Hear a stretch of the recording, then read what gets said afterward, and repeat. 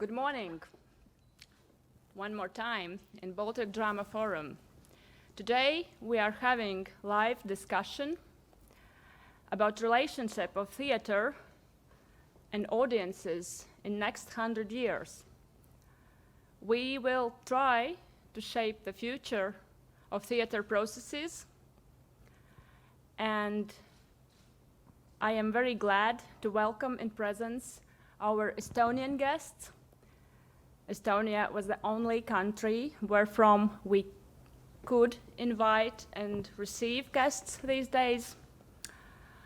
And first of all, I would like to introduce the participants of the discussion, but I would prefer that they do it themselves. Therefore, we all are art workers. In theater, currently, we cannot distinguish anymore professions. Mostly, everyone is theater maker. We see this trend that stage directors, dramaturgs, performers sometimes tend to be the same person. Therefore, I would like every participant of the discussion introduce himself or herself and tell a little bit about what is your work in art. Let's start with our guests. Paul. Hi, I am, should I look to the camera? Yeah. I'm Paul Piik. I am mostly a theater producer. I've been producing theater for 10 years maybe. And for the last 5 years, I have also been involved creatively. I have written theater dramaturgy, and I have also, I think my foremost hobby right now is writing stand-up comedy jokes.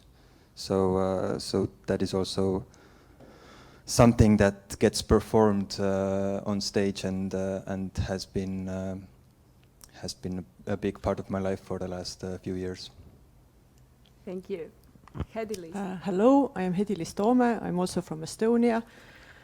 And today I work at the University of Tartu in the theatre department. I'm a lecturer, but I'm also head of Estonian Theatre Festival Drama since last year. And hopefully next year the Baltic Drama Forum will be in Tartu in Estonia and everybody can come there and the delegation can be bigger. And I've also worked as a head of communication in a Estonian repertory theatre, let's say in a provincial town. I think that's what I want to say. Thanks. Anneli. I am Anneli Sago and I have two jobs. I'm a professor of theatre research at the University of Tartu and I am also a professional spectator. Both I and my former PhD student Hedi-Liis, we have been writing our PhD thesis about audiences, and we are, as much as we are interested in performing, we are also interested in audiences and perception. Hello, my name is Maija Paulova. I work as a producer at the independent theatre Gertrūdas ielas Teātris in Riga.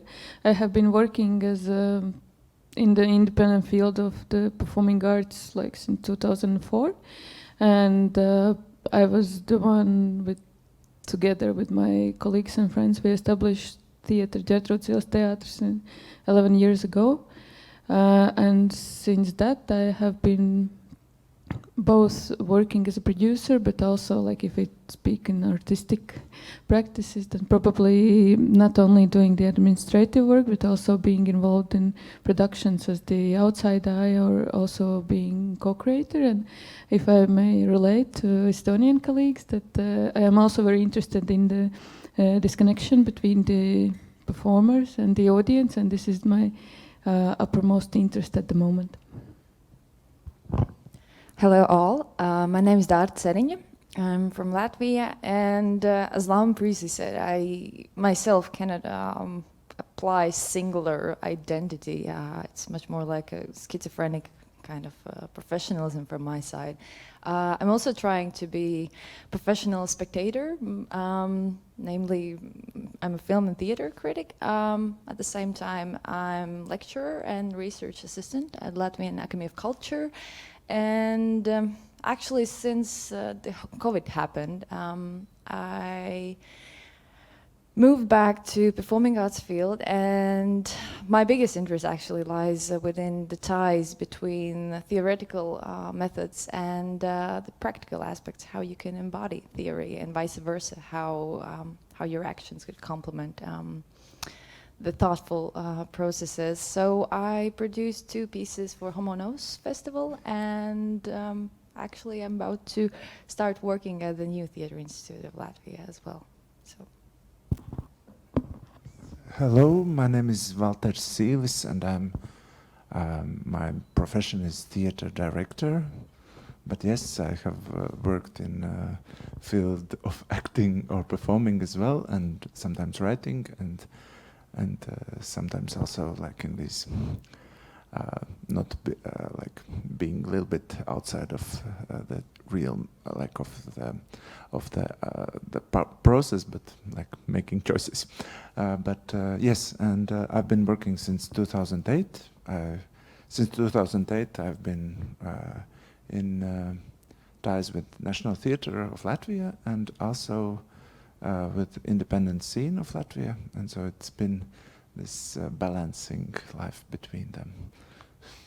That's my life. Yeah. Thank you. Now you have heard all our participants. We are in a very strange time and in a very strange situation as well, because I feel like in television where some show or game is going on, due to the security reasons and the COVID-19 protocol, we have these 2 sides. Normally we would have been seated mixed, but we have Estonian part and Latvian part, and I apologize if sometimes we try to maintain eye contact between ourselves and not to the cameras, since we are trying to be on stage and we are trying to be here and discussing between ourselves. And I apologize to be in the center. It's just because of mics and because the participants are the main performers today. I would just one remark: if Paul and Walters could turn a little bit, because you are sitting on your your back is being seen on online. Sorry for. Is it okay with? Oh no, sorry. Yeah. So. We are in the subject of relationship of theater and audiences.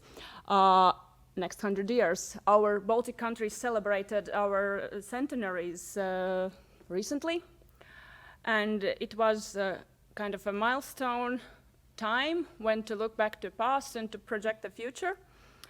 But today, probably, we have to talk about pre-pandemic and post-pandemic theater, even probably not post-pandemic because it's not over.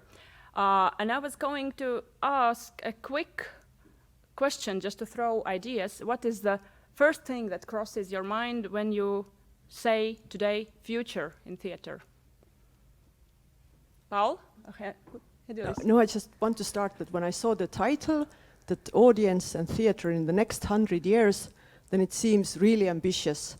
Because I think everybody checks their phone in the morning or their news to know how many new people are infected. It feels like you even don't know what's going to happen tomorrow. So in a way, talking about the next 100 years is like, it's crazy in a way. Futuristic. Yeah, it's really futuristic to even talk about it. And also, I think that also especially when we take the 21st century, I think Facebook wasn't here 10 years ago. So in the times of rapid changes that we are living right now, we don't even know what's going to happen in the next 10 years if the situation would be normal.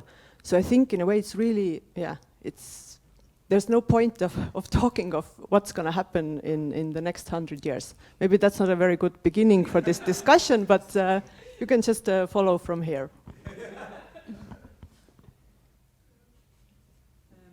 Trying to answer to your question, as you probably know, that theatre as a medium is not the quickest medium to respond to social and economical events. And also sometimes Estonian theatre critics have been a little bit disappointed that theatre has not commented the current also political situation and also epidemic situation. And rather other way around. Theater is trying to stabilize the society, trying to be some domain of this kind of old normal life when people meet together. And I think this is fine also. Walter, you have a mic. Meanwhile, the bus probably you can. Or okay, okay, Paul, thank you. Yeah, I think theater will come back even stronger, and I think the reason is that it's like the world we're living in right now is very much about information and getting people hooked on information, and theater is sort of like a way of getting out of this this circle or this this medium. So I think when we look at theater from the TV or when we look at theater from on our cell phone, then it's so easy to just switch it off. It's so easy to just change the channel. It's so easy to just like get disconnected, and we can't concentrate that long. So if we buy the ticket, if we go to the theater, we sort of commit ourselves to actually concentrate for the next hour or 2 or 3. So it's sort of like this exercise of mindfulness going to theater. And I think theater's role in some sense is to make leaving difficult. And I think that's something that we should actually work on. Not making theater more immersive to our actual lives, but really getting people off this actual life and getting them into the room and off their phones and off their screens for this time. It is in a way coming back to the roots, right? In a way, yes. Like one of the things also, like when you lose that medium, one of you understand. Okay, you as a okay, in this now we again like you can't have it on stage or this event, but then there is this question. Then what is that? What you are doing? And for example, what you see? Okay, it's. I have had long conversations. No, it is still theater. No, it's not theater. It is maybe movie. What kind of movie? But it's something different to keep. And then, of course, what is theater? And somehow you start to think that theater is also maybe digital, also in different spaces, ways, but that there's a chance that audience can destroy it. And it's always this. Yes. Could you develop it yes, more? yeah. Because like every time, like it's a pact between people on stage and people who are in audience, that we want to participate in it, and any member in the audience can like start screaming and throwing things, and he will destroy that piece. And if it's possible by the audience to do it, it's theater. If it's not, like, of course we try not to do it, but this chance is always there. And sometimes performance can be destroyed by somebody coughing for a long time. Yeah, like these things happen, like by accident. Not now. But also but by accident sometimes people like, oh, what's happening? But this relation, like this relationship with the audience, and if you can make it happen also in different space outside, yes, then we are in one space. Like if we can create one space which is fragile, then and we want to maintain it, then it's theater. Till that, yes, theater professionals working in different fields, which is not bad when they don't have that field where to work. But yeah, that was something. This definition came to me, trying to find the means to communicate with the audience and finding, okay, what you do is just because you can do it, and what you do because it's theater. Yeah, that was such great, thank you. Feelings which came during these months. Dārta, would you develop the future? Yeah, partially combining what Walters and Anneli said about the possibility to react immediately, because I think a lot of theater and performing arts works that we have seen in recent months, mostly they're reacting to the first stage of COVID-19, actually. They're reacting to the present, which is now the past, mostly. And I think if we would like to engage the audience and theater community, theater makers, I think we have to have this kind of combination of a realization of the time to which we are reflecting upon. For example, why in this case of engagement and being present, social media is so effective, because we have to be constantly present or just, I don't know, scrolling and reacting upon. So there is a very small delay. And I think this is the biggest issue of all arts and all formats, because there is some kind of passage of delay. Even, for example, in film, in all productions, the film has been made for year, 3-5 years. And basically, after 5 years, this is some kind of response to something what happened in the past. But not necessarily while you're watching it and being present as a spectator, it reflects something about yourself, about your personal reality, I think. Yeah, I think the delay moment is crucial. Instant reaction and delay at the same time. Maya? I feel a bit like now I have to sum up or something.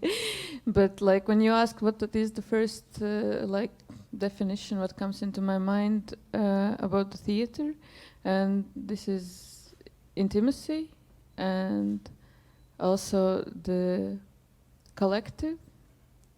This, like, for me, theater is something that we can experience collectively, because what is also true that these electronical devices and all gadgets allows us to be very alone, to be very lonely, and have our imagination.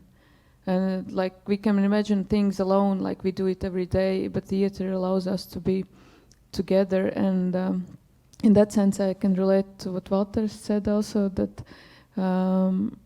possibility of destroying a performance. I think it's very good definition of what makes it theater or not, that we have kind of common, either it's agreement or non-written agreement, or we come here for a purpose, and this possibility of, that it is our responsibility on both sides to either destroy it or to make it happen. I think it's very nice thought, and I think that this delay, that's good. I mean, we get rid of some small stupidities that maybe, it's just temporarily, and basically what theater allows us is to, somehow to go into this deep, like deep or the eternal things that we experience. I mean, that's why theater, I suppose, is live.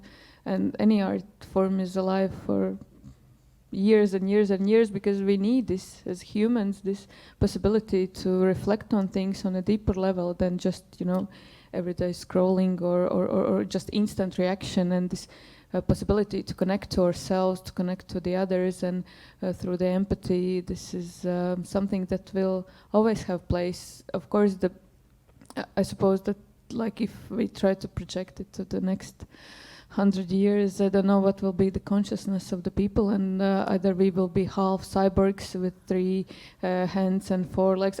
I would be really impressed, and I was thinking, because it's reality that there are people implementing like extra hands and just for the sake of science, but also those who have lost their limbs, and so they're replacing them. So I would be really happy if I would have like 2 more hands, but the question is like, what will happen with our conscious, and therefore the role of the arts. I think it's very crucial, because it not only teaches but collectively like gives us possibility for experiencing the emotion, to understanding or feel or feelings, and for me it's very important at the moment.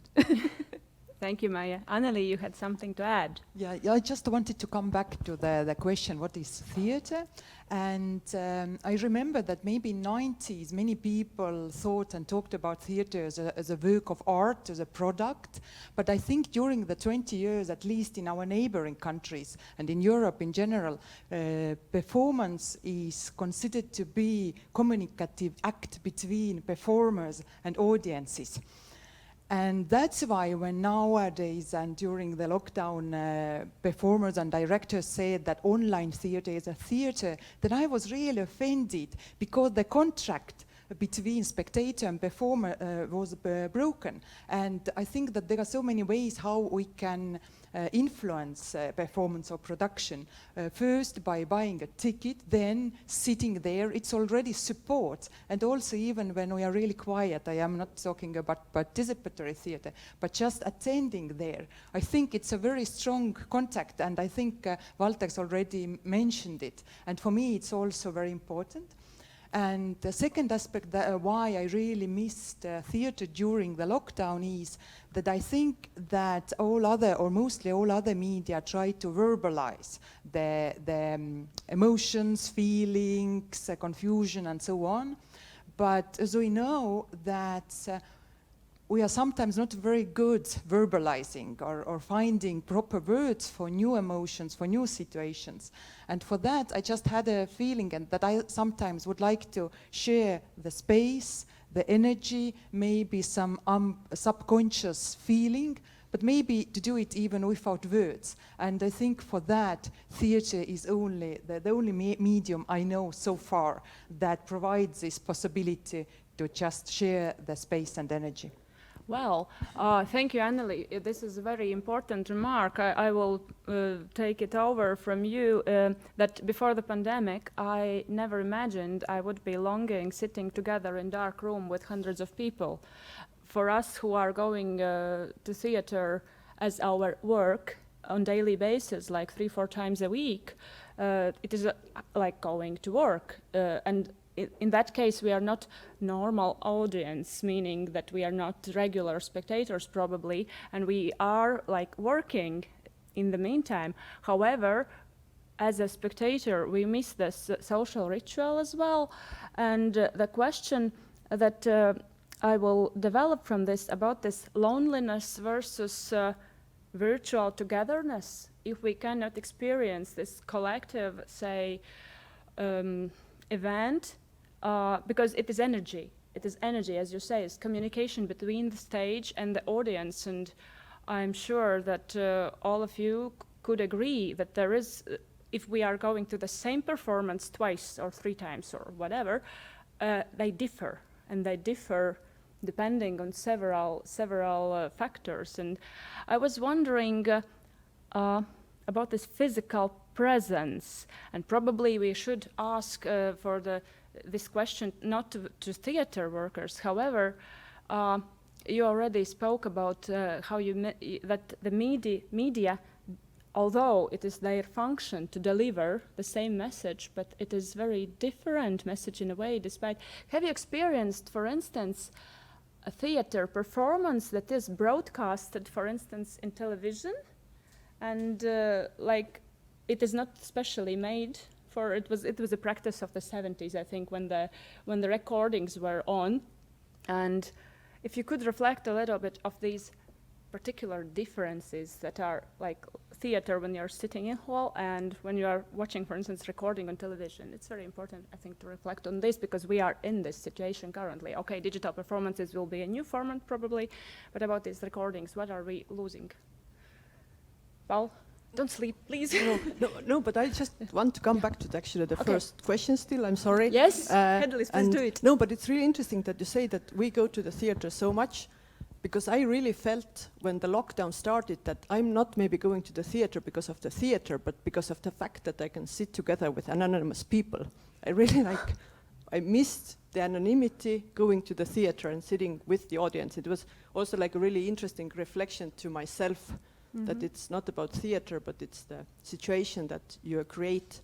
But in a way, I wanted to come back to what Walter said about the possibility of destroying the performance, because I don't know if you saw the presentation yesterday by David Jansen, and he was talking about the Electron platform. Could you please introduce for those who didn't see the performance? Thank you. There was this new platform launched in Estonia for streaming theatre.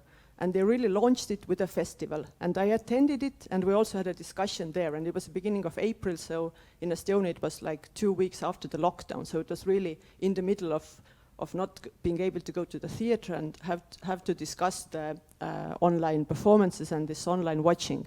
And what I found really interesting is that artist, a musician, Henrik Kaljujärv was also in the discussion. And what he said is that from the artist point, he felt that in this kind of digital theater, you lose control over the people who are watching. So it's really about this communication that me as an audience member, I can't destroy the performance because it's not physically in the same room, but he felt that he can't control the audience. Because he said that whatever the performance is like, is it participatory or not, you always have, in a way, the control over audience. So it's really about this kind of physical communication between the people. And I also want to come back to what Paul said, that theater will come more and more important. And I think we already felt it in a way in September in Estonia. Because we had been in a lockdown, we had some summer performances, but I hardly attended any because I felt like I don't want to go.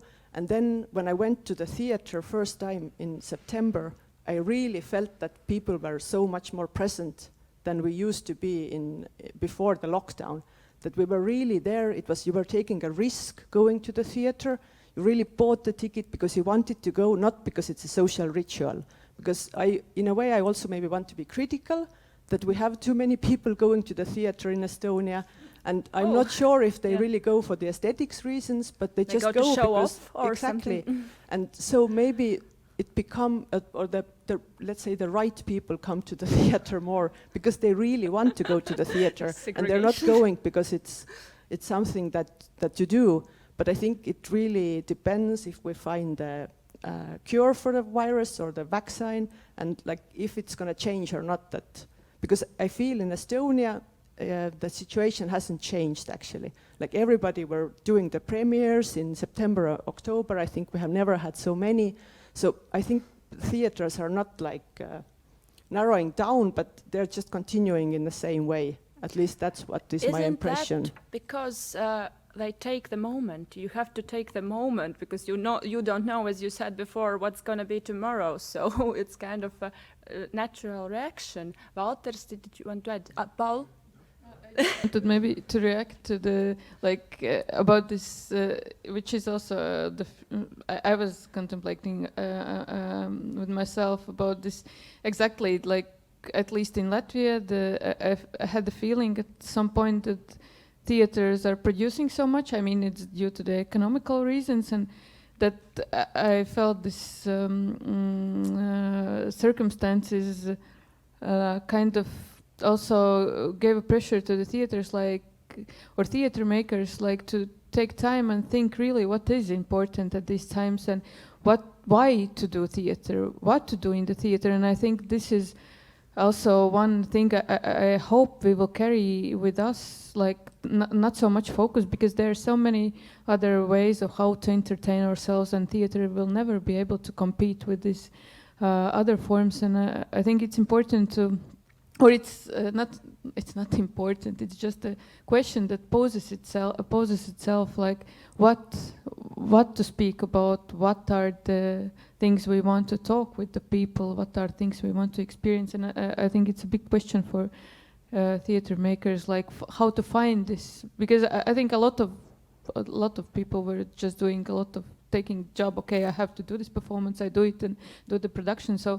this way of this also in general, speaking more general terms, I think this kind of economical paradigm shift is it shifts somewhere. I don't know where yet, but I think this kind of phase of using the arts, I hope it's moving away. Maybe you and okay. I actually have a question for Walter. So okay, anyway, I will continue partially what Maya said. I think, Anneli, you were asking after my talk whether we had so many online performances in Estonia. You didn't have as much. Well, I think it is crucial if you want to have attention, you have to have a reason for do it. And I think that the biggest problem, I think, which lies mostly in the repertoire theaters, is there is this urge to produce more, actually. And I think there is this kind of continuation when the lockdown happened, that you have to do it in a different way. Actually, there is this kind of linkage, I would say. And there is always the matter why you want to gather people, why you want to have this attention. It's mostly like attention as a form for medical, I would say, side. Yeah, and I think speaking as well about technologies, the laziness or being lazy is the greatest innovator, I think. Yeah, this is the reason why technologies are flourishing and emerging, because we want to be lazy and this kind of way that preserves our sanity. But at the same time, I was hoping when the lockdown happened that we will have a different time perception. But no, I don't think that nothing has changed, I think. Mike, please pass the mic. Yeah, but it's just no, because it's true that I was really amazed yesterday when Tarta gave her presentation that you had so much online theatre in Latvia, that you even have an award for this year. That was really the opposite in Estonia, that we hardly had, or we had few, but it was not this kind of a lot of performances. And that's why I wanted to ask Walters that why did you do this? Did you do the digital performances because you really felt like I want to express something, or it was really the PR department who said like we have to produce something because otherwise we will lose the people who are coming to the theatre? Because I thought that this was something that happened, that people started, or actors started reading like things online because the PR department said that we have to do something, let's go to Facebook, let's do something online. But it was really not about sharing your experience as an artist, or I don't know, what is your, because you're the only director here, so. Who did several things. Several. Walters actually did several performances in very different formats. And it is, yeah, please. Like there was, it is, I think it was, yes, it did. No, these were like, yeah, there were questions whether you would like to do something. Yes, of course, and there was this also this feeling like why we like why this panic is happening, and at the same time, okay, there is time. There was a time to breathe and then to find some way. But sometimes, yes, these questions appeared. And there was, for example, this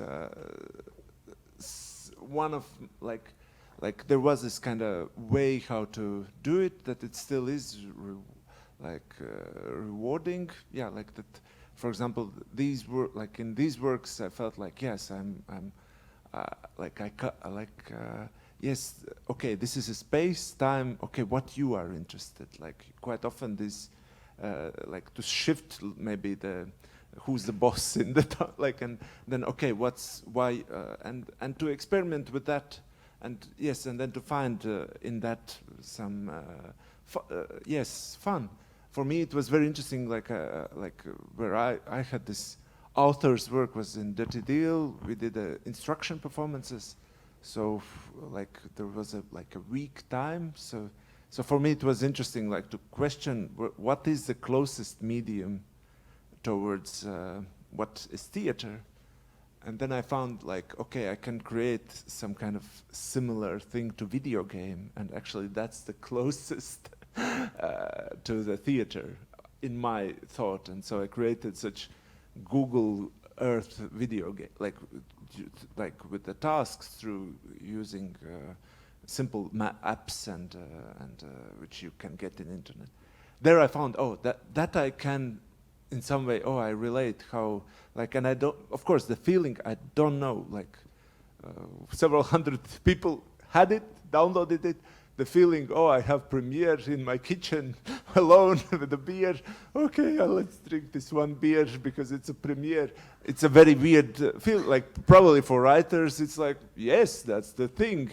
For the theater artists, it's always this about this communication, and I got some feedbacks. Yes, nice, but you don't know the experience. What they missed somewhere. What was the mistake? Maybe they didn't follow that or that. Actually, that this is you are losing control. Yes, that's what we are talking about. Losing control. But yes, there was this. So for me, it was in a way. There were works which, for example, what we did in Estonia, we had to start rehearsing, and lockdown started. Could you tell the audience? Yes, this is a work which I did in Baba Lava, which is I had a cousin, and there was this kind of task how to do it in, like how to create this lecture performance and these events, dramatic events in that piece, and at one moment we had this feeling, yes, this concept works also for very digital age, like this. Let's have a premiere in 8th of May, and then somehow you felt, no, it's too valuable for all of us to just let it go in this kind of way, and let's wait when it's possible in some way to show it, and then we had a luck to have that. But yeah, but then there was this, in a way, I didn't have a time to reflect this. I had this time as like, okay, that yes, okay, that. And of course it's creative, and when you, like, it's different, like when you are in space, in a room with an actor, you have a chance to be, you remember why it's fun, and it's fun. But there was this panic, which is question, why we had it, why we had to panic about it so much. Like, at the same time, that showed how big theaters can be very mobile, how we can, like, sometimes we have to plan, that showed how we can react to new piece written, how easy it actually is to get all production team to do this thing which actually appeared like 2 weeks ago, and to be like that there is a possibility to be faster when it's needed. So that proved, and that is a good experience. I was, I think during the lockdown, I was getting my best experience as a producer for a few years now. It's very hard when you do theater performances, like regular theater performances, that as a producer it sort of gets into the same template at some moment, and you just use the same methods that you usually use. But during the lockdown, I wrote a stand-up, like just several pages of jokes, and then I gave it to Henrik to read, and Henrik got like also inspired by it, so we co-wrote like this special lockdown stand-up comedy, and we gave, I think, like 13 virtual performances through different mediums, mostly Zoom, but also like Microsoft Teams, and there was this V-Mix call, which is probably the best experience I've had. But we gave 5 performances with tickets for a live audience. For each performance we had 1,000 viewers, and we did them all in a row. And the main thing that we were looking for was to get this, like you said, to get this feeling that the audience can ruin the performance. And very often they almost did. I mean, if you have people sitting in their homes and then someone just forgets that his or her camera is on and just like screams to her wife that is the sauna warm already, and all the audience hears it, then but if it's stand-up, it's really fun. The performer is like, sauna is ready, okay, maybe we can have a break, or you can just include it in the show. And that was like the biggest effort as a producer also, how to create this environment where we have the audience participating, that the performer can also see and hear the audience. If you can imagine 1,000 people with their microphones on, it's not possible. So we started with like 10 people who have their mics on, and then we just figured out that between 10 and 15, if they are the right people, it works really well, because everyone else feels like, okay, there is something going on. I can hear laughter, I can hear people communicating. I remember there was this Zoom operator right next to me, and I was just like, get more people on. And he was so scared that, no, but they will start making some noise, and it will not make the performer sound so clean. And I was like, we don't want clean, we want this interaction. Because usually, like, if you have sound people, they're always like, I can hear some buzz, we should cut this person off. But I'm like, no, he's laughing really well. He's like the best laugher we have. The buzz doesn't matter at all, because everyone is used to the fact that it's like virtual performance. It doesn't have to be like this 4K, very clear, crisp sound and nice visual. It has to feel alive. It has to feel like we are all here. And from the audience part, it was fun because we could see like all the audience members. I remember I was just like browsing the galleries, seeing what the people are doing at home. some people had really like dressed up and were sitting like in the theater. They had a wine bottle in between them, and they were watching like on the big screen the performance. And I heard like some people were actually who did this, that they, before the show started, they went together with their partner to take a walk, as if they were walking to the theater, to make this ritual happen, because it was like 1 month of lockdown and people were just, everyone was trying to be very creative. So I would say like it is like the interaction part in the virtual performances is like the most important thing. If it's just a recording or if it's just a one-sided stream, then like it's really like it's nothing for the performer, and it's like not that fun for the viewer as well, because then you can just do whatever you want at the same time. I think we had one performance, like I think the first one we did was for a big bank. Like the bank ordered like, oh, can you do something for our workers? And everyone logged in, and when Hendrik started logging in, then the room was full already. So they had to create another room because like it's just Microsoft Teams wasn't ready for that. Sorry, it was commissioned by a... Yeah, they just like, it was like a private show. And then they said that if we have all the cameras on, then the Teams will just crash.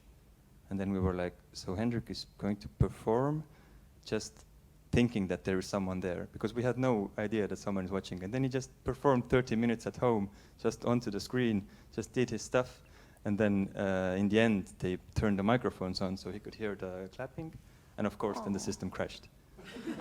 So that was like the worst case like in this virtual life. But if you have the visual, if you have the sounds, you can actually have a decent performance. It's better than not having a performance. It's still something.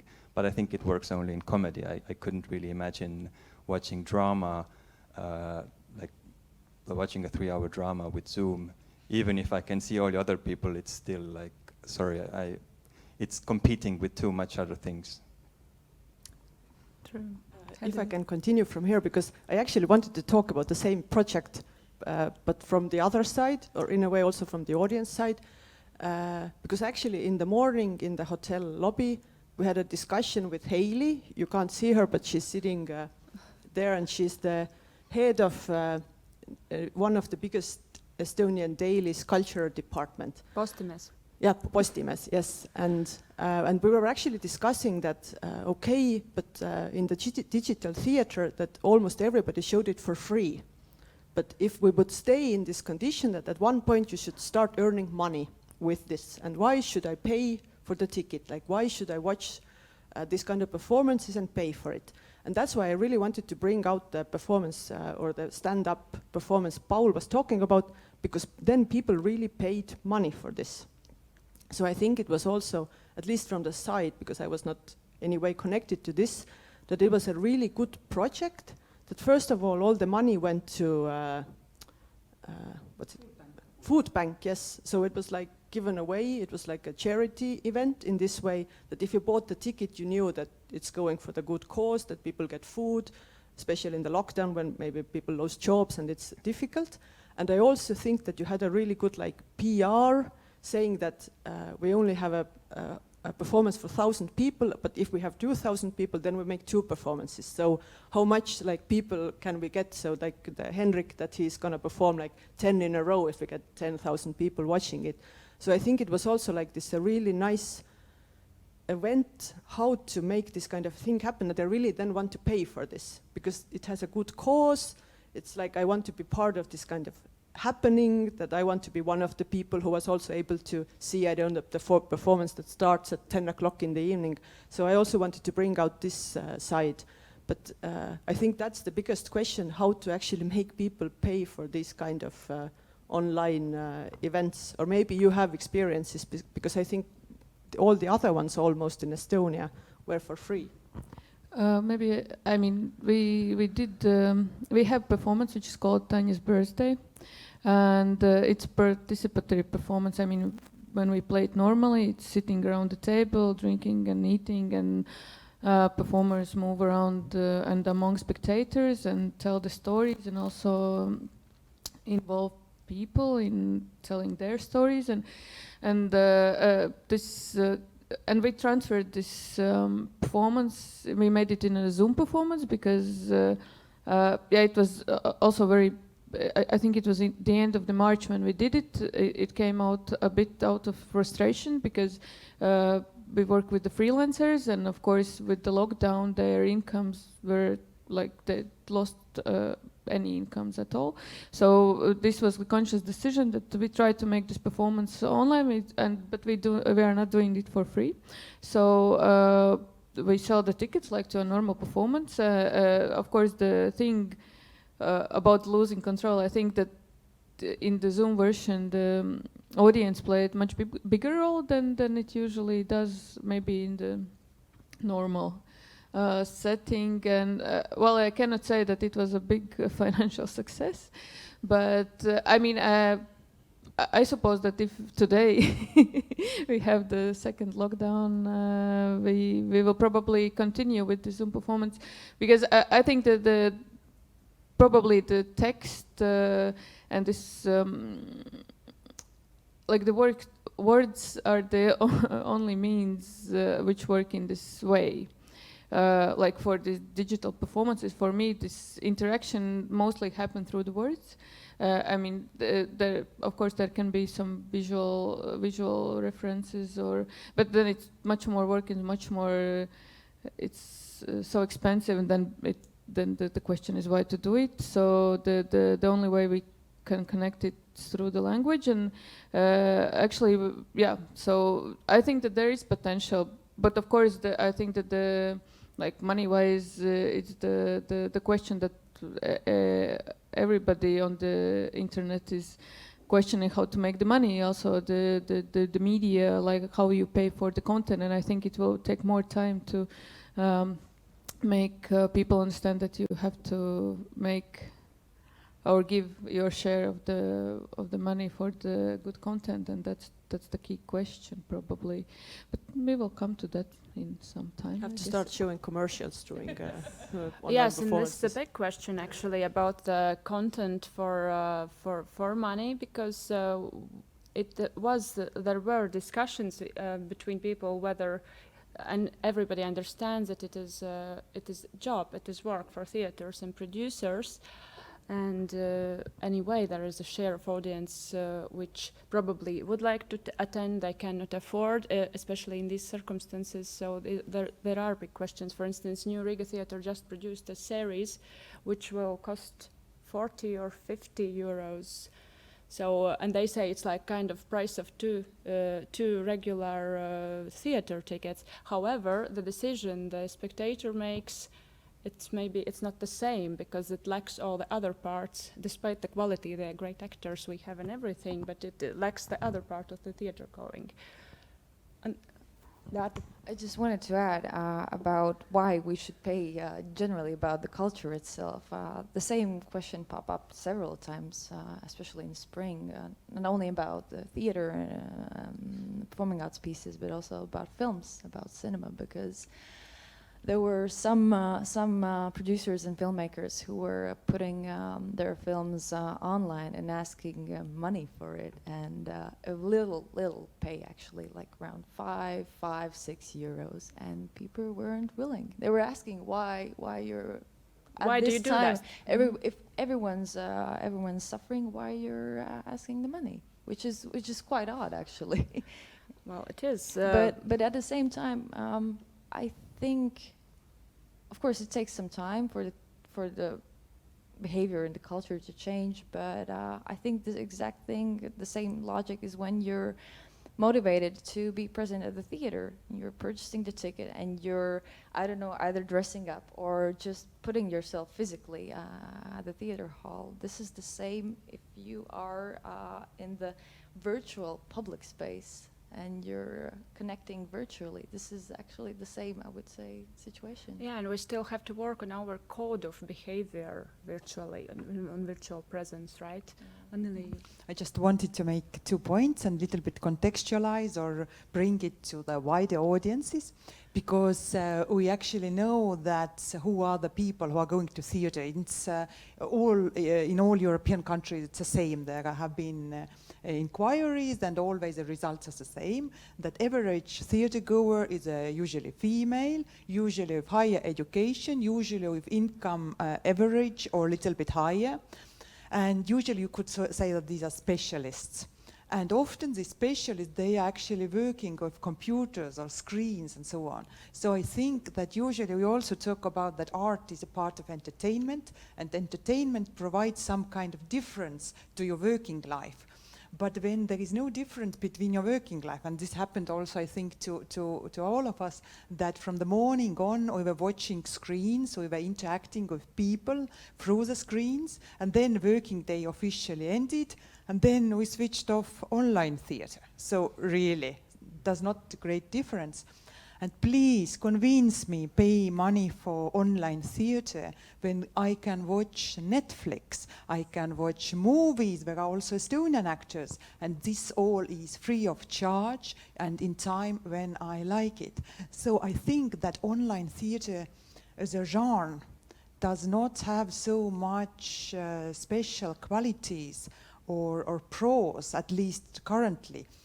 Rather other way around, I think that filmmakers or video artists, they have been working with the medium for years. They have special education, and now we had theatre makers who had very little experience with onlining, and so it's also like little bit, it was amateurish also sometimes. So I think that if this virus will continue, as we had a meeting with the Estonian, the most experienced specialist, and she said that we have to consider the corona not as a sprint, but as a marathon, and that we actually don't know when it will be over. So in a longer run, of course, I think theatre is really facing serious problems if we cannot meet physically, because I think that theatre makers are not very well equipped for this new situation. They don't have education, and maybe also not all of them technical devices. Exactly. Yes, that's the feel that I had this kind of feeling, like after like you have been working for like more than 10 years, you finally understood that how this works at some way. Like, okay, next, like find new steps, but at least the basics you start to understand how to deal with them. And then it ends, and your profession ends. And that was very interesting feeling. Of course, then you somehow remember, okay, there has been time when for 10 years, nobody went to theatre. Like as much as now with the restrictions, people went to theatre in 90s, like to most of the shows. Like some commercial shows got big audience, but mostly, like when I talk with my bit older colleagues who even like joined, like yesterday I had, or day before yesterday, I had a conversation who joined just in 2000s troupe of National Theatre. Yes, comedy show got audience, nothing else. Like all others had these 200, 300 people. And you had to survive. Of course, remembering what 90s did to the actors, how many good actors we lost in a way who had potential, and they couldn't afford to stay in this. That is also the thing. And to really take, and exactly, I had this same feeling about this. Yeah, we had also, this was a halfly paid content it was also on this one Netflix type platform, but we had these white cubes. But yeah, the question is like, mostly Netflix movies also are made for several years, which you get, and we try to manage it.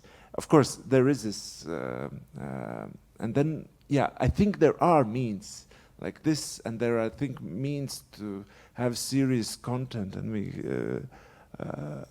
had the conversation, and there was this, Gob Squad had performances which felt like performances, and some kind of, they felt like performances. There was something, how this interaction with the audience, and it didn't need, so there are means. It's just, okay, you have to widen them and not go to in other art fields. So like, okay, what is the means in my art field?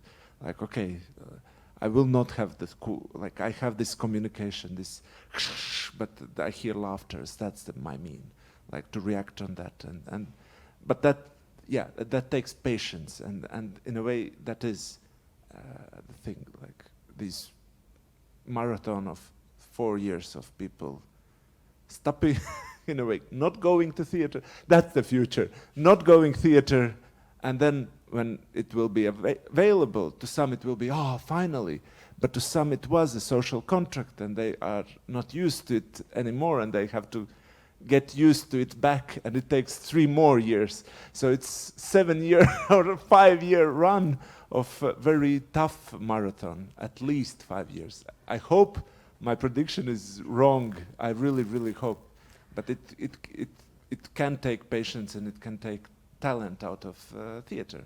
And that's what I'm very worried. Walter, thank you for this, introducing this subject. It was exactly what I was going to continue with, because yes, Anneli said, convince me as a spectator to pay money for the product. And you said that we have to figure out how to convince the audience. But now we have another level of communication where we all, as art workers, have to convince, for instance, authorities and government to pay for our work, and I mean to ensure also adequate tax policy and everything in the given circumstances. And how do we, I see Hedel has something to add, but I just will bring in this issue, the communication in different levels between theaters, companies, individual artists, and the government.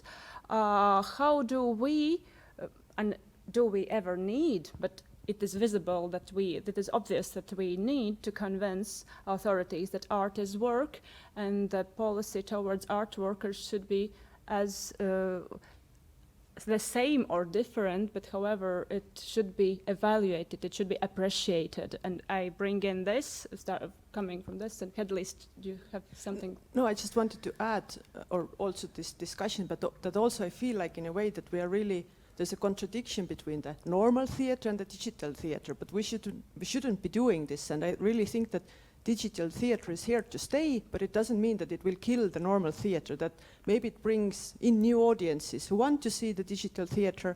And as you brought up the Bob Squad, I think also Forced Entertainment was really managing with this digital theater. So there are groups who are doing it really well, and I think we should be appreciating it.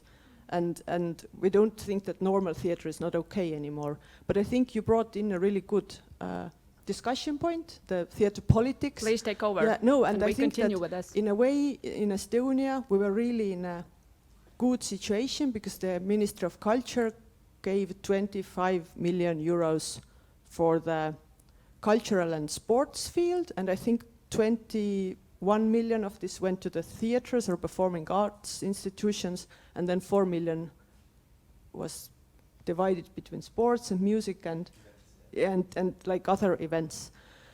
So I know that at least the big state theaters this year, because the government was paying for the money they lost, so that they couldn't sell tickets, so the government was covering this, let's say the income they didn't get. So I think this year is actually really fine with Estonian big theaters. Their budget is basically the same. But I think, or better even, because they got some money, but they can't give performances. So you have this kind of income. But I think it's really the question of next year's, and I think it really brought up the problem of freelancers. Exactly. And I see that also the Ministry of Culture in Estonia is now launching inquiry or a questionnaire for the freelancers, like how are they actually managing and surviving? Because we have had these problems for years and we know these problems, but we have never done anything like this kind of survey that to really understand like what are the real problems of the freelancers. So I think Estonia was in a quite good position, but also as the Estonian theaters are quite dependent on the ticket income, I think in Estonia it's not so easy to actually close down the theaters because the government can't pay for this anymore, that you can do it or we could do it in the spring, but I think they really don't want to do it now anymore. So I think Estonia is not maybe going to the lockdown, but of course the numbers are also rising every day, so we don't know what's going to happen in Monday. But I think that it's not such an easy decision, because it needs more input also from the government in this case to keep the theaters alive, or the theater people alive. And not to die in the natural way, in a way. No, but of course, also from the critical point, of course, it's the question that, as Maija was also saying, that you maybe had too much theater, and also in Estonia that I think we have too much theater, that maybe really this is the time where some people shouldn't be doing theater. But of course, who is the one to decide that?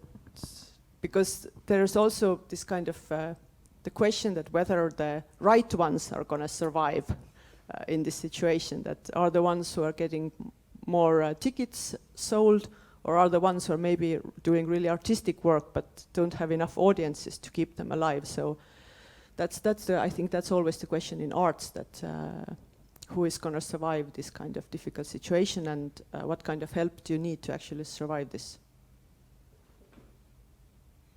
Can Latvian I part? just wanted to add, speaking about Darwinism, it sounds really harsh that the fittest will survive and probably freelance people will not. So I'm a freelancer myself, so I faced the COVID situation quite hard, actually. Yeah. But yeah, no, but I just wanted to add that I was just talking at the beginning of September to a really young actor who finished the acting school in May, and he is now working in one of the big state theaters, and he said that he's actually really happy that he got the job, because he knows that even if Estonia will go to lockdown again, he has this job, so he has a monthly income because he's working for the state theater. And it was really funny to hear from the person who is like 23 or 4, saying that, yeah, I have a steady job, because we feel like more and more young people are going for freelancing or valuing like different things in life. But that was, but I think that was a normal thing to say in this kind of situation. I would like Maija to say something about this situation and possible. So, Anneli, sorry. Or Anneli, could you add? Just I had a very short and very short and very important message. As far as I know, in Estonia and also in other European countries, I don't know that any spread has started from a performance. In Estonia, we know that we had 2 cases when infected person was attending a performance, but he or she did not infect other co-spectators. So, considering that, I think theatre is quite a safe place, especially when you just keep quietly and don't talk. Unfortunately, we cannot be that optimistic in case of Latvia, because we had an issue. It was a concert, but it wasn't a theater performance. However, it was this event that was one of the places where was the spread. But was it classical music or rock concert? But I think it makes it was classical okay. music, choir, radio choir. So it's pretty close in terms of genre, if you like, and in terms of audience, and in terms how it works. So it is kind of a danger. But now I would like to come back to this question about how do art workers dialogue, convince and work to make the government, the authorities more involved, and what are we doing wrong so far? Probably Maija is very into this question, and we are very eager also to discuss this here and now, because this week is the week of the state budget for next year, and there are many hard decisions and many problems with freelancers, because government is trying to change the authorship tax policy, and so it is really a hot question. Yeah. Maybe it's of course I'm very involved also, not only professionally but also emotionally, because it really is a question I have been thinking a lot, and maybe I think in Estonia it's different, but Latvian situation was the legal arrangement was that for a long time, if you you were able to pay out a fee without paying social taxes, and when the lockdown started, it turned out that there were many people who couldn't, since the support for individual persons were tied to the salary, were not able to get the support because of they haven't been paying social taxes. So of course there were some corrections, and in the end I think that everybody who paid at least some taxes, they got the support, but it raised this question about like the social security, and I think that this is the bigger question of actually this mindset of why do we pay taxes, why do we have to give our money to somebody else, which is like the state budget. Like, I think that the problem is that here we tend very much live in this, or this policy has been so far that, okay,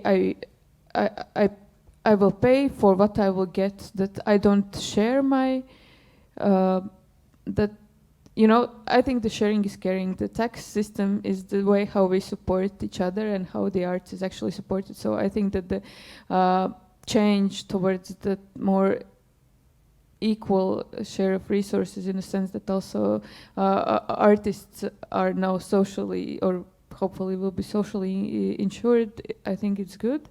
The problem lies in the communication, and it goes both ways, because artists, and I think it's the lack or the question of civil society, and it's the question of self-organization, because the artists like to, I'm not blaming them, I know that we are, you know, being in this really productive mode, and it's very hard to give time to other things when they don't bother you directly, but I think that this is the time for artists to come together and really decide what do they want, because the government cannot really kind of decide for the others, for the artists, or if they decide, they probably know what they are getting. Very direct emotional response, but in order to change things, there has to be some kind of self-organization, and also the artists, I have been hearing that yes, we should have like some basic, set the basic like income, but we should get for the fee for the performance or something, but everybody is talking about, but nobody is doing something, and this is something that the artists have to do for themselves. I think self-organization, and yeah, and I think this is the key, this empowerment of ourselves, the possibility to, or this empowerment or feeling that what I say I can share with the others, and if we come together, we are the force that can change the things. I think it's I really sorry, I'm a bit getting very philosophical, but this is really what I think that this is the only way how we can come out of this bubble of self-isolation, of self-importance, and really to look around and share with each other, and we have to share not only the money but also our energy, and have to take kind of care of ourselves, but like in a more organized way. Thank you for your reflection. It's getting very sad now. I don't know. Maybe we can still continue discuss this issue, because it is really important. And add one more aspect, which is the discussion of professionalism and criteria of professionalism, which is strongly linked with this, and the problematics that arise. That now, since we are doing very much with merging things, merging styles. Merging what we used to distinguish professional and amateur art, for instance, and when it turns out that you have to, for instance, claim for a status of creative person, or how it is called, like freelancer who is doing work in arts, where is this? How do we have any system how to distinguish what is professional and who is to judge, who is professional and who is not, especially in freelance status it is a problem, and especially in projects of devised theatre where probably there are many involved parties. And this is in the context with the previous question, with the communication with authorities. Hedilis also supported me that we don't think that we have the problem in Estonia, because generally we consider all people who have special education either in theatre, video, as professional, because they have the special So diploma is what matters. Yes, basically, yes. Mm-hmm. But I think that actually it's a big and very this kind of Eastern European problem that I think, or I hope that it's also, or it might be also in Latvia, but in Estonia, the field of professionals and the field of amateurs are very strictly divided into two, and they actually do not collaborate with each other so much. So when we conducted research on a theatre field and compared the theatre fields in small European countries, then all the Western countries said that they have like a very huge area, the semi-professionals, for example, or people where amateurs and professionals are working together. And not being a professional actor or performer, actually I think that making art should be a human right, but of course making art for with state support should not be a human right. So I would rather argue for this, that we should open the borders, and of course I understand that currently it's an economical problem. Who has the right to get state support, especially when he or she does not work and so on. But in more generally, I think that we're other way around. I think we should merge the border between professionals and amateurs. No, and just to maybe add a more positive note to the freelance problem, that actually also in Estonia, the Ministry of Culture gave certain amount of money to the cultural endowment to be spread among the freelancers, and then they could apply for this money.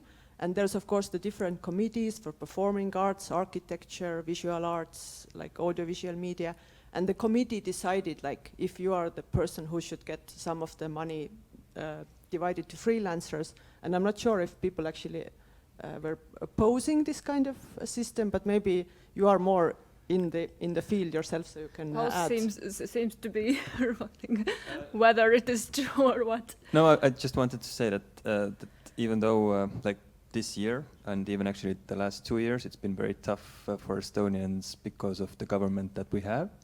I think it's not like functioning that well, but we can be very happy with how the Ministry of Culture and how our minister reacted to this. That somehow he pulled the rabbit out of the hat. All the cultural workers got the best support if you compare with other fields. There was like 6 months of like good wage for pretty much everyone who applied. And that was like a real, that really helped a lot. I think that really calmed down our theater field and all the other artists as well. But there was this question, I think, also that what can we do to like how can we encourage the dialogue? Yeah, or how we can make politicians make more for culture. And being in the field for years, I see that we have one weapon that no other field has, that we can really change public opinion. Actors, musicians, they are really like they can get attention. You don't have other fields where, like, I don't know, if you have problems in the forestry, there's no guy coming from the forest field who's going to give you a good interview or who's going to get the public support behind his back. But politicians are really afraid of like this public dialogue between culture people. And I've seen this on several occasions in Estonia, that when some small theater or big theater, if it really voices strongly its problems, then a few months pass, then the problems disappear, because no one wants to fight with culture people for some reason. So that's something that's our like weapon, and it's actually much stronger than we believe, because politicians really want to have good reputation. Well, I think in Latvia situation is rather different, because there are people partially working, for instance, in state theaters with a regular model, and there is a split between freelance people, for instance, and theater people who work in a regular, like, how to say, working contract in a state theater, and they are probably also afraid, or they are procrastinating to participate. Meanwhile, they are still in good situation and not that involved in this way in the dialogue. Maya? Yeah, I just wanted to add, like, I think that here in Latvia, I think that we are somewhere a bit in the middle of the process, in the sense that I think that the overall theater system and scene is changing. And I mean, it's hard to say where we're gonna land, but I think that the freelance and NGO sector and also private sector has grown, like, in recent years, and it became very strong.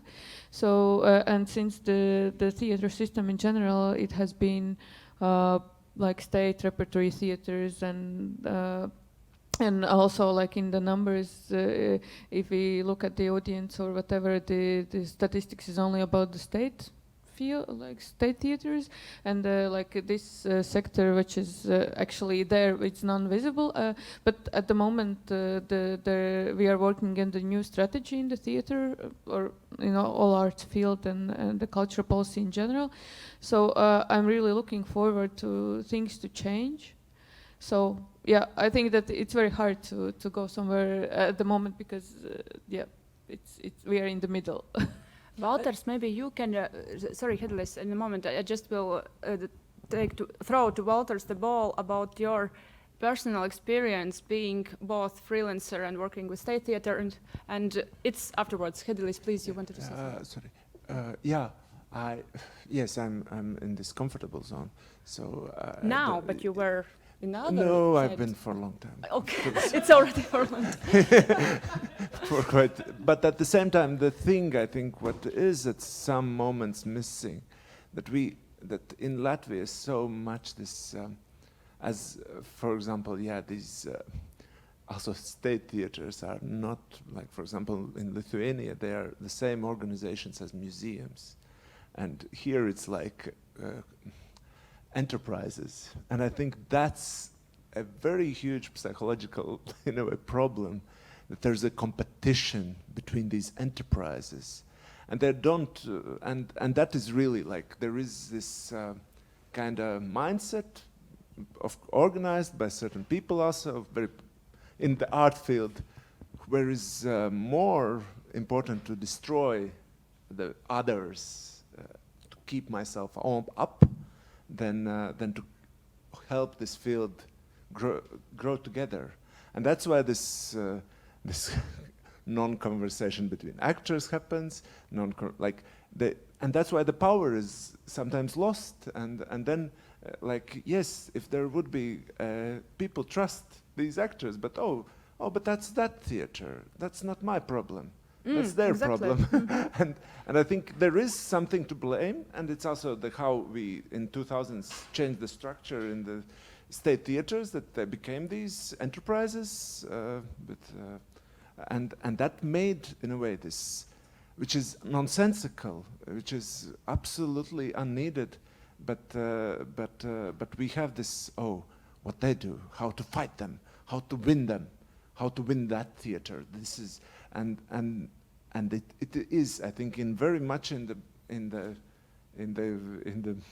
under, like, background in all of this, that like, this communication sometimes is not as effective, and that we sometimes don't push certain politicians who just can dismiss artists, like, what are they? And then there will be, like, the finance minister has been beforehand the minister of Labklājība, how it is?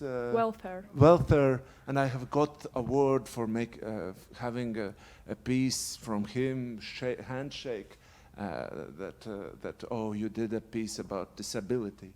But now I'm in this position. Who are they? What do you want? What do you want? But, like, and of course we find a way how to communicate it. But at least I think maybe in other fields it's not so much. But in the theater field, it's really felt this unneeded competition in our field, and that is a problem which we have to somehow overcome. And yes. No, I just wanted to add that if we talk about money, in a way, try to bring also the audiences in. And I don't know how it was in Latvia, but of course in Estonia, when the performances were cancelled, the first strategy of the theatre was to postpone the tickets to September, October. Exactly. Hopefully that it's going to be different. But if the audience member wanted the money back, of course the theatre was forced to do it, that if you don't want to postpone. But I know that there was certain amount of people for each theatre that didn't want the money back. They said that you don't have to postpone my ticket, but I also don't want it back. So there's also this kind of, in a way, the trust, or that, okay, I don't see the performance, but I will leave the money to you because I understand that rough times are ahead. So I think that's also, in a way, a nice gesture from the audience, even though I think there was not like a lot of people doing it, but still that people were also thinking of this option to leave the money for the theatre and not getting anything back for it. Is there? Sorry, can I add? Please, sure. As what Maya said currently, I would say that the field is going some kind of transition, and we're in the middle. As I know, you're of course in the work group for. I don't know about Walter. No, you're not.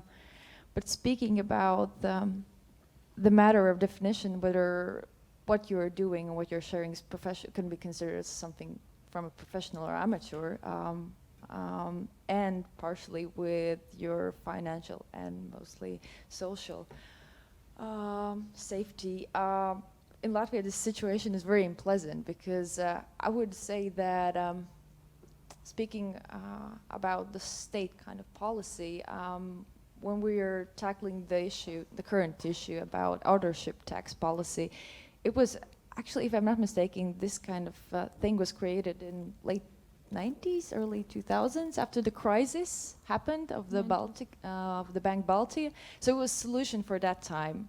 So when the next crisis emerged in 2008, actually the tax payment policy of micro enterprise was created. And at this moment, those who are actually operating on those levels as solutions are facing the harshest times, actually. So basically what we're doing at this moment, and combination with the definition, is just a crisis management, and it's unpleasant, very unpleasant. Yeah. Sorry, just I think that this is like when we talk about like the money, and I mean it's the resources, and the resources are scarce like everywhere. And also in the arts we rarely talk about the resources we are using, not only the money, but I think that the one thing we can do, I mean there will be no more money. Always money, like we will always lack money. I mean, whenever I go to every country, always the first thing everybody complains is, we don't have enough money. I mean, this is the reality. It is in all the production elsewhere in other fields, we see that there is some limit to what we can do something. So I think that the main, like if we project it to the future, the main question is also how do we use the resources we got, like ecologically? How do we use the resources we have, artist-wise? Also, we need these big productions where you make, like, scenery for 30,000 euros, and then you throw it out like after I don't know 1 or 2 seasons, and then after you build the storage house and you store them and hope that one day somebody will need it, and after 5 years you just throw it out totally. So I think also the artists or we as the art makers, we have to really consider like all these things, or take them into account when we create our art, and when we think about also what, like the state theater system. And I agree. I mean,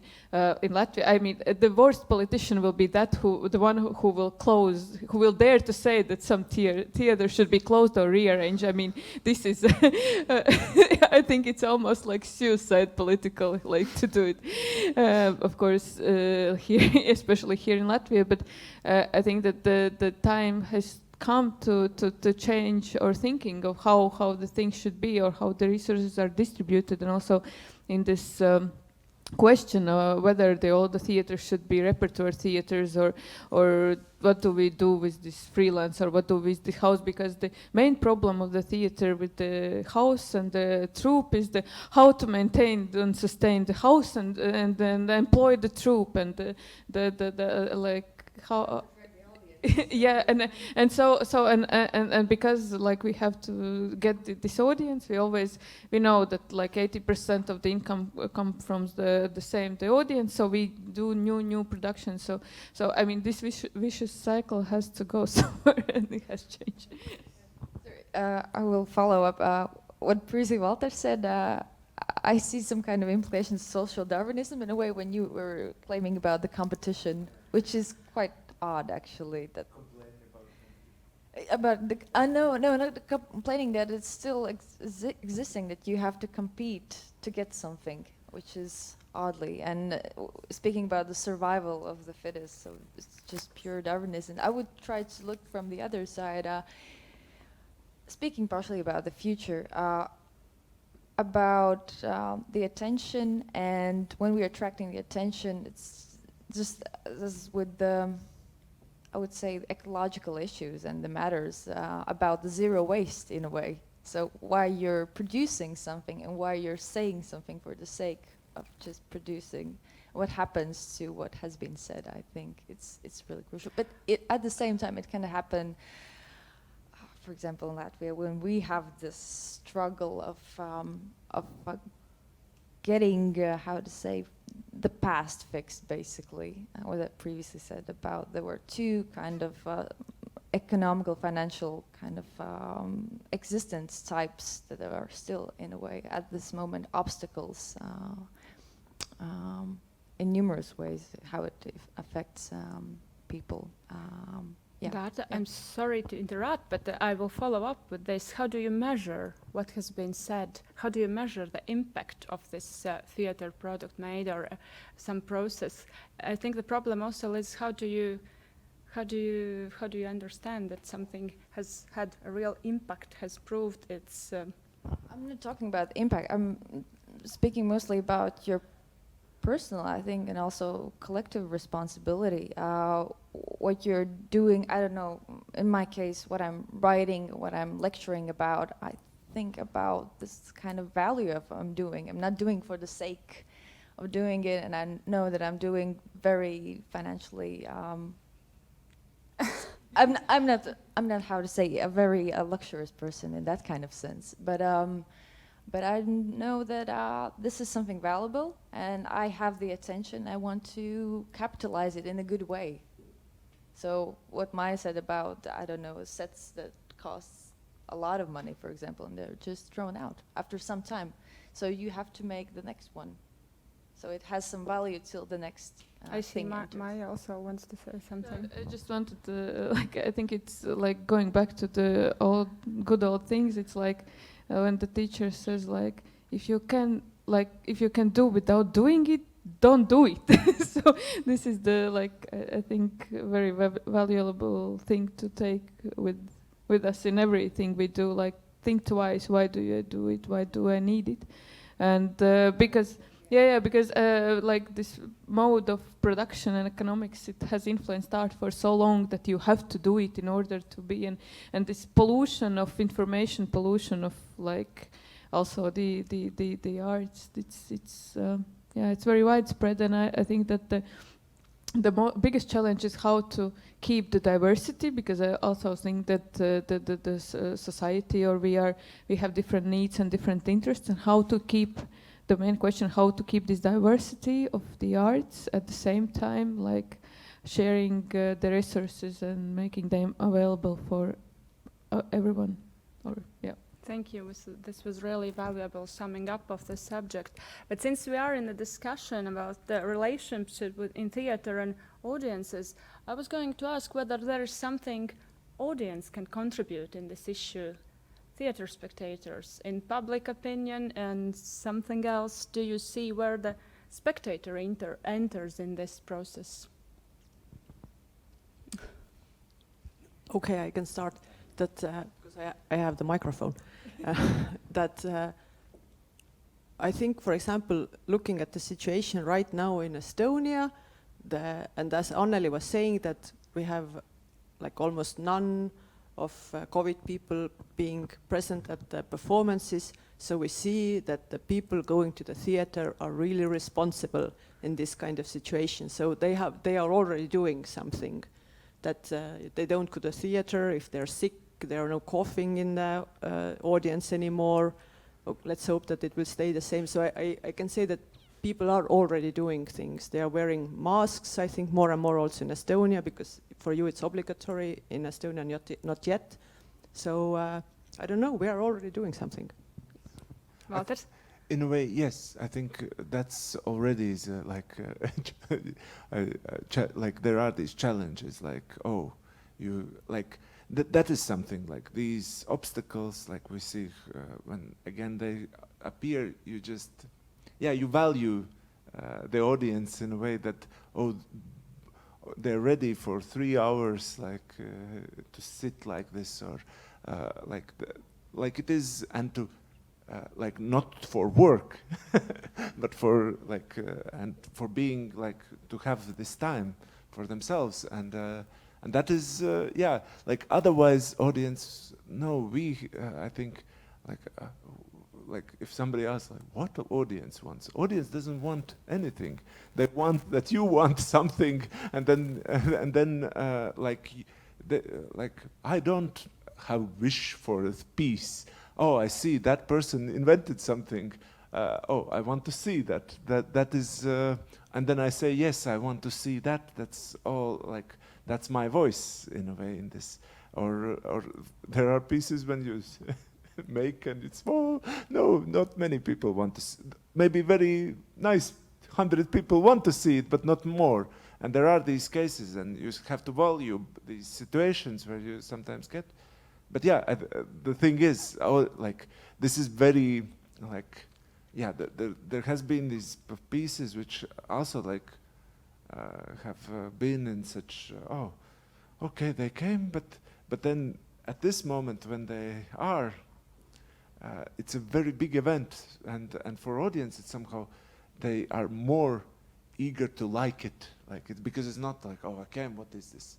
No, and it was very interesting when these tickets came back. I had the piece which we played for people who had to like give back the shows, and then there was one added show which was for new tickets, and you simply felt that in a way you forced now them to take that time, because before it was a choice. I take this time, and then I go.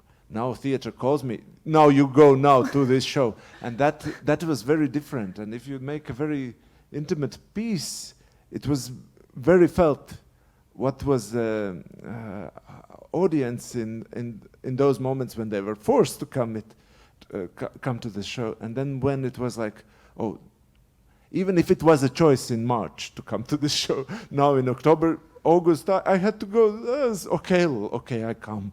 And then when there was this, I decided to come today, and these small things you kind of, that this time gives, like I never felt this as important thing, the audience's choice for the evening when they go, like it never felt a part of the piece, but it is, and these are things.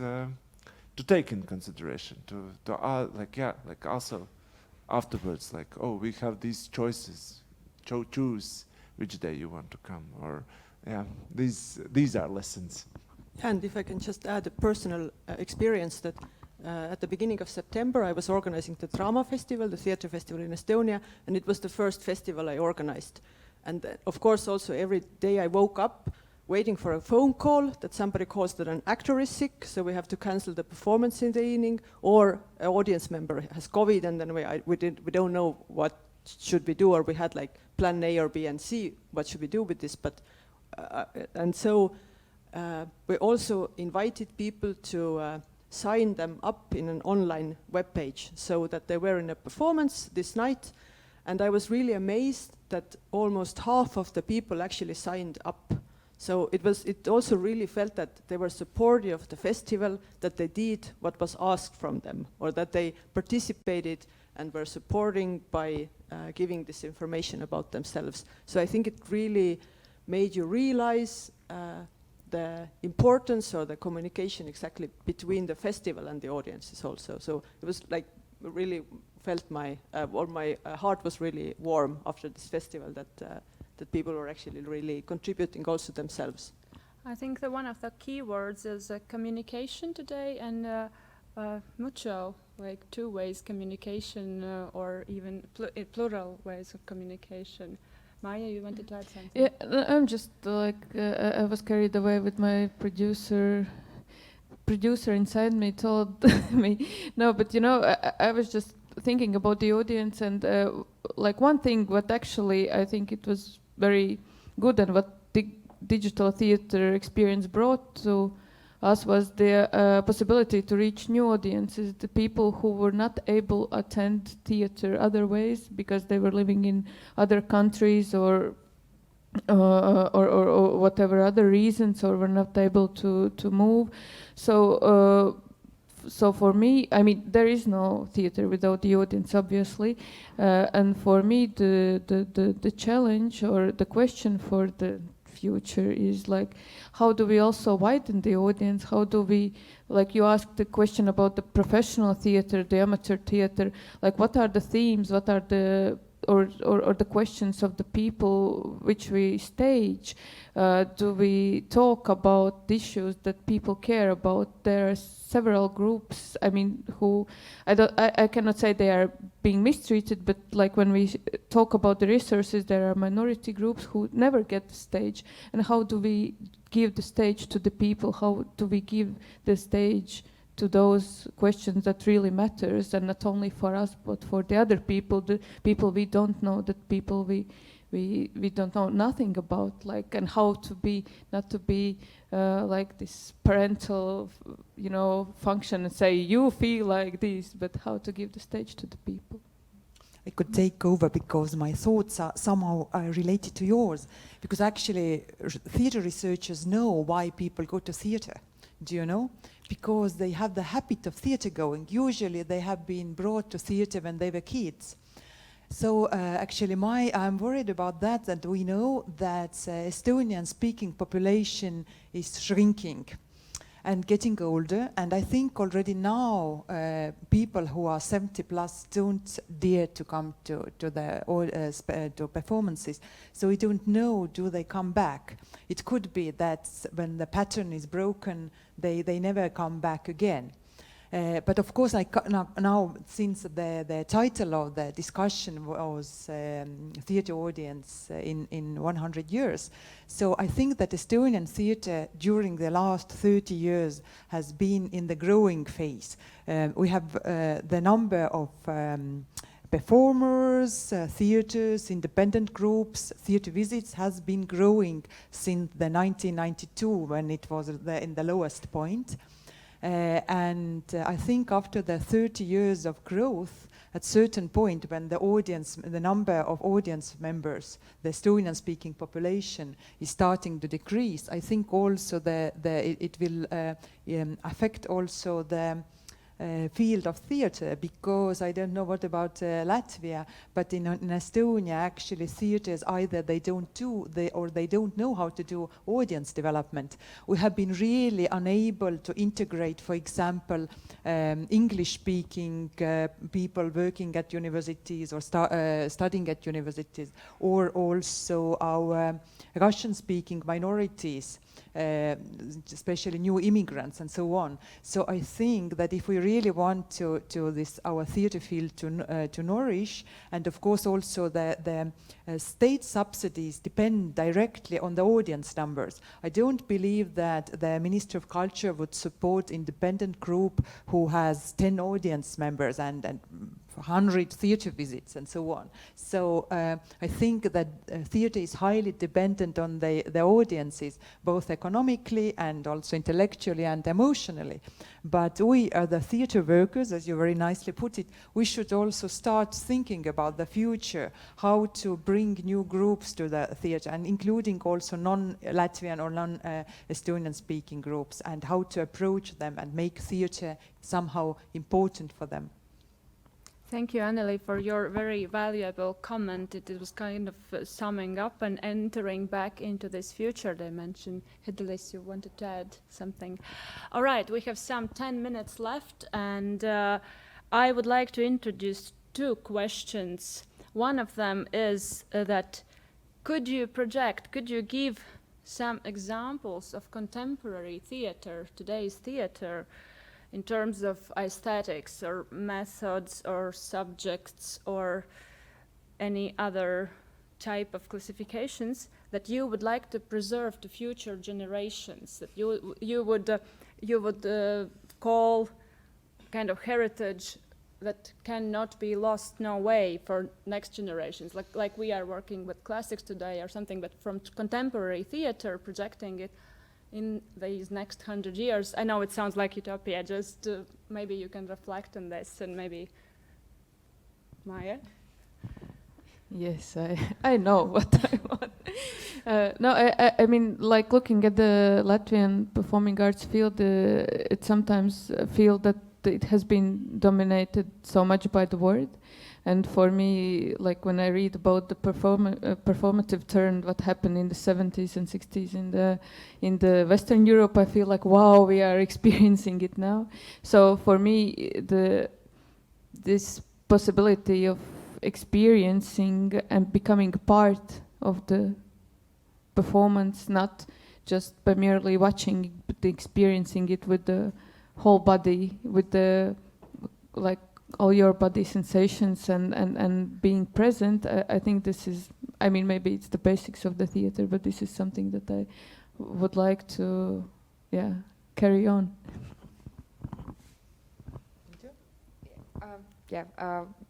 Answering to Lami, your question, I can share my experience. While actually I was having my debut as a creative producer at Homo Novus, I'm not speaking about the heritage for tomorrow or for future as a specific piece, but I would say the essence of arts in general.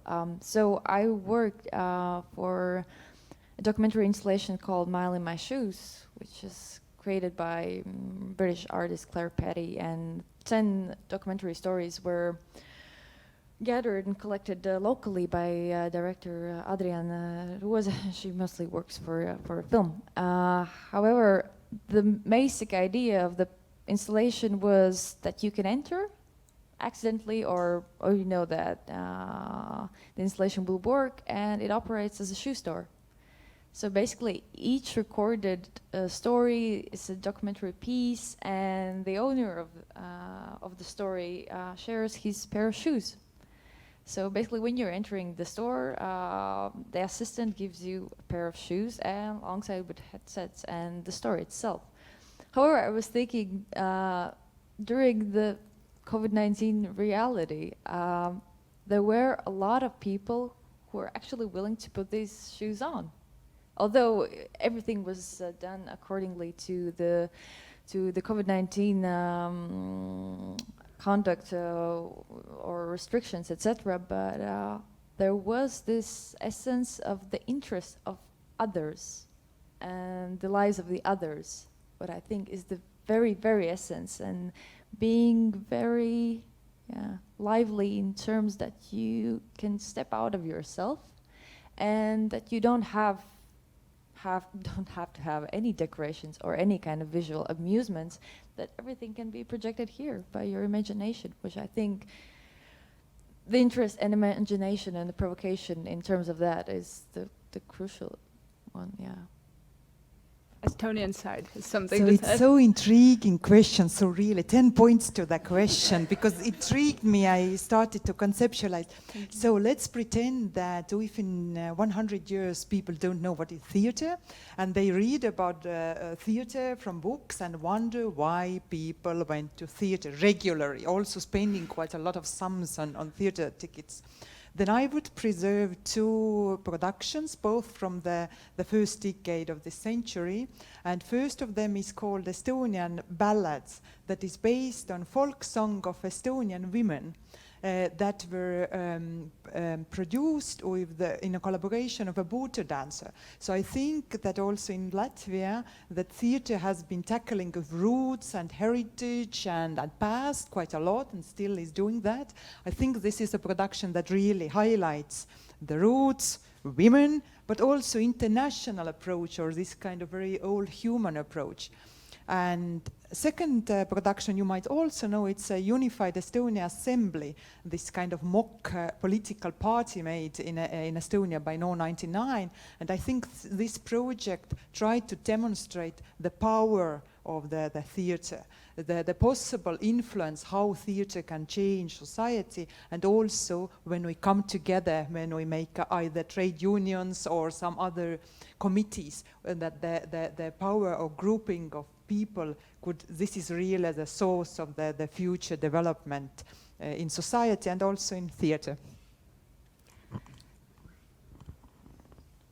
Please, I'm sorry to interrupt you. There has been a little miscommunication in terms of time, and the tech team has to set up for the next session the technique. So please continue very fast, wrap up the future projections. I'm sorry for that. Yes, I think it's very personal, but I was thinking that if something that during these times is disappearing or it's not possible, I would really like this international festival theater to still be around in 100 years' time, because I think this is where we get, or at least I have received most of my best experiences in theater that have really inspired me and opened my eyes to different possibilities.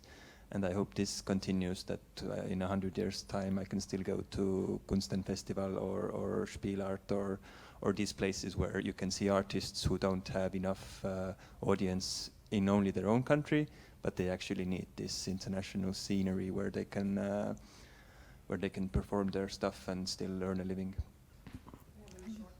I have a very short answer. I'm going to stay politically correct and use a quote from a TV series I really like. I don't understand the question and I won't respond to it. Thank you, Hedelis.